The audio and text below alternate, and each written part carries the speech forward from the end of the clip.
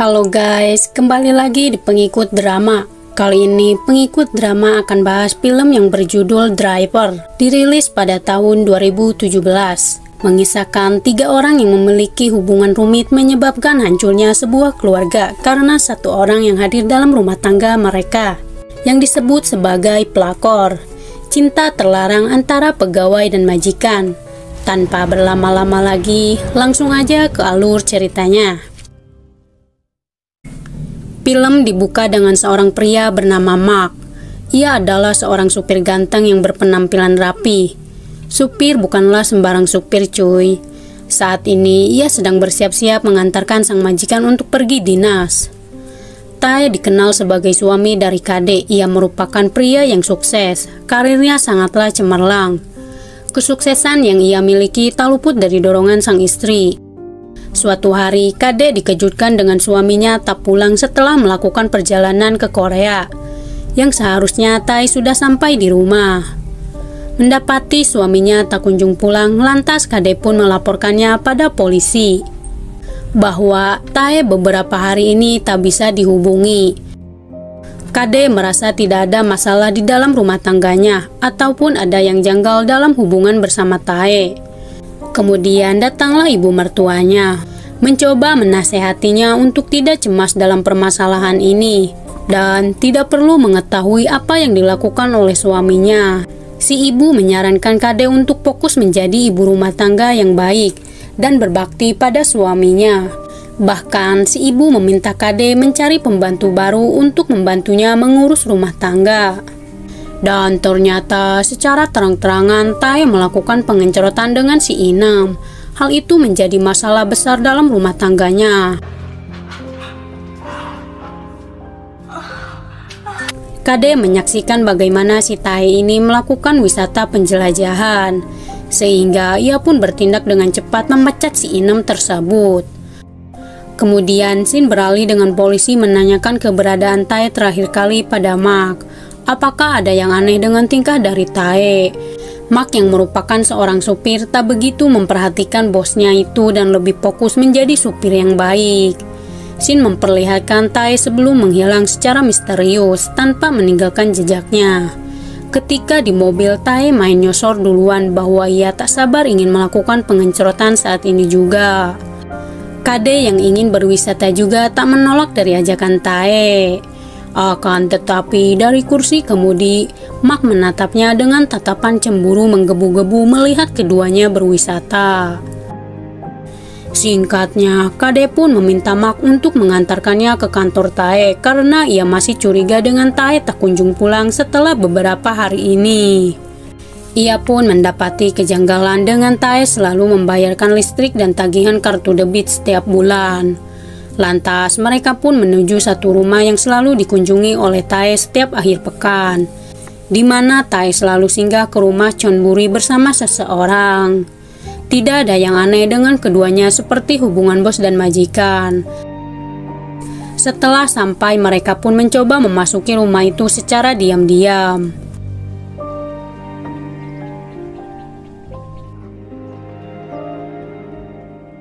Akhirnya mereka pun bisa masuk ke dalam rumah setelah beberapa menit berkeliling mencari pintu masuk. Kade pun mencoba menaiki lantai atas, mungkin Tae ada di atas sana. Lalu Shin kembali ke masa lalu di mana keduanya merencanakan rumah impian berdekatan dengan pantai. Tae berjanji jika ia sudah mempunyai cukup uang akan membangun rumah kaca itu untuk keluarga kecilnya dan menginginkan seorang bocil dalam rumah tangganya. Keduanya pun langsung melakukan pengencerotan. Di samping itu, Kade tidak bisa menutupi kesedihannya dengan Tae menghilang tanpa jejak. Kade pun memuji Mark yang sangatlah sopan dan baik kepada keluarganya. Tak heran jika Tae memperkerjakannya dengan kepribadiannya itu.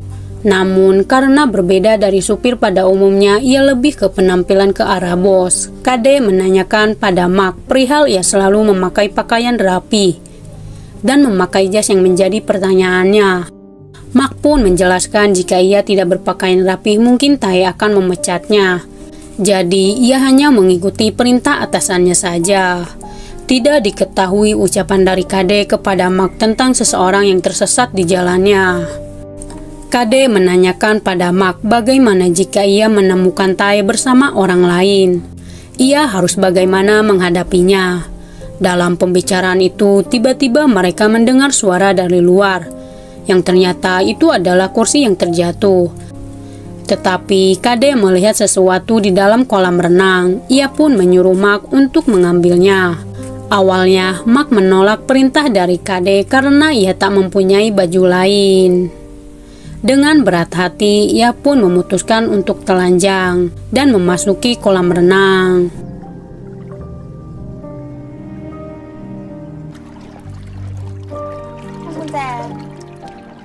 Ternyata itu adalah kunci dari rumah tersebut. Kok bisa ya, cu? Singkat cerita, Kade pun menemukan petunjuk tentang Tae seringkali mendatangi pijat plus-plus. Mereka pun langsung bertolak ke tempat pijat itu. Keduanya pun diam-diam memasuki tempat pijat plus-plus hingga memasuki ruangan VIP. Fakta baru mulai terungkap di mana Tae menginginkan staf lelaki ketimbang tete-tete seksoy. Secara mengejutkan, si lelaki itu menyebutkan jika Mark sering datang ke tempat ini. Dan ternyata Tae memiliki sifat ganda dalam percintaan, di mana ia doyan serabi lempit si tete dan ia juga doyan batang. Ih, serem.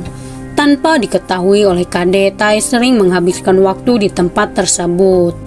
Setelah mendapatkan informasi dari si lelaki itu, Kade bersama Mark langsung menuju kontrakan, di mana itu adalah selingkuhan dari Tae yang selalu disembunyikan oleh Tae. Sayangnya, mereka tak menemukan sang pelakor. Kontrakannya pun kosong, tak ada orang sama sekali. Karena tak sempat makan, keduanya pun pergi berbelanja untuk mengisi perutnya yang kosong. Ketika ingin membayar, Kade tiba-tiba diramalkan oleh penjaga toko, di mana ia akan kehilangan sesuatu yang berharga. Lantas, Kade pun meminta bantuan si penjaga toko untuk membongkar pintu itu secara paksa. Tidak ada yang mencurigakan dengan kamar tersebut. Tetapi, Kade dikejutkan dengan setelan pakaian yang selalu dipakai oleh Mark. Tiba-tiba,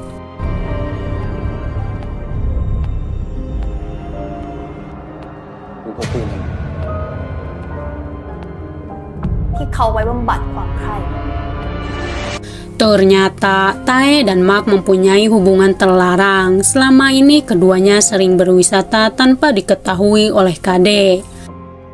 Secara mengejutkan, Mark mengatakan jika Tae tidak pernah mencintai Kade. Dia hanya mengincar harta dari Kade dan hanya mencintai Mark seorang. Bersamaan dengan hal itu, polisi menghubungi Kade untuk memberitahu fakta yang mencengangkan, di mana supir dan majikan memiliki hubungan sesat. Tak disangka selama ini Kade sudah mengetahui hubungan sesat di antara keduanya, sehingga Mark sangatlah murka ingin sekali membunuhnya.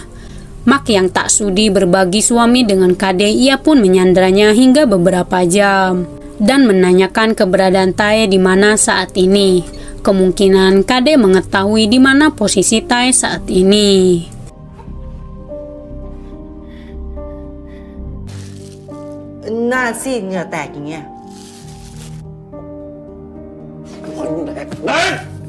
Scene memperlihatkan ketika Mark bersama Tae. Saat itu Mark sangatlah cemburu dengan Kade yang selalu melakukan pengencrotan.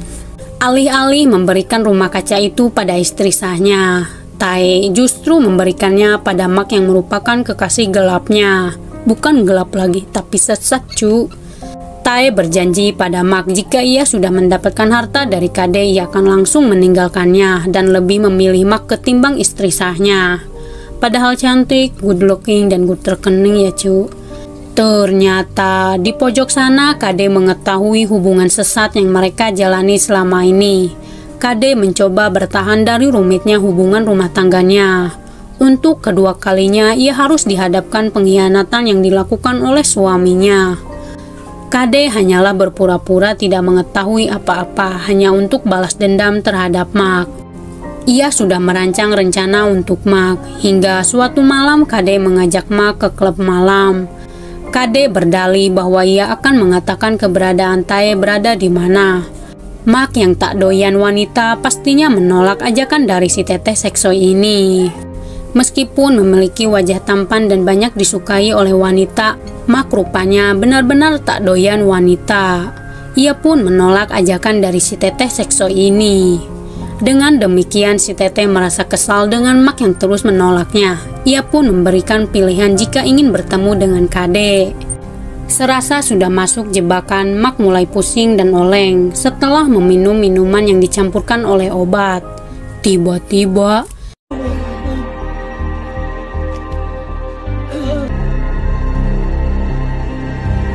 kemudian Mak terbangun sudah berada di rumah kaca dengan memegang pistol. Namun sayangnya ia tak menemukan siapapun di rumah tersebut. Kade pun mengatakan jika Tae sudah menunggunya di pantai. Betapa terkejutnya Mak melihat Tae sudah mati dengan luka tembak di dada. Ia pun histeris melihat kekasihnya mati dibunuh oleh Kade. Karena merasa dikecewakan dan dikhianati untuk kesekian kalinya, ia dengan nekat akan membunuhnya. Kade melakukan hal yang sama pada Tae, di mana ia akan membunuh Mak. Sayangnya, ia cukup kesulitan dengan Mak melawannya dan ingin membunuhnya juga. Tiba-tiba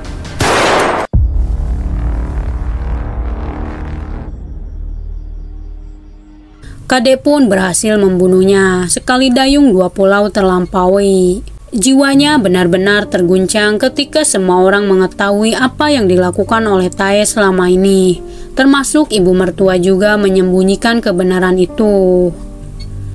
Karena peristiwa yang membagongkan itu, ia pun menjadi kalang kabut. Pikirannya benar-benar tidak jernih. Kade pun memutuskan untuk mengakhiri hidupnya dengan cara bunuh diri. Film pun tamat. Ending yang membagongkan. Mau heran tapi ini Thailand ya cu. Ya pokoknya jangan ditirulah.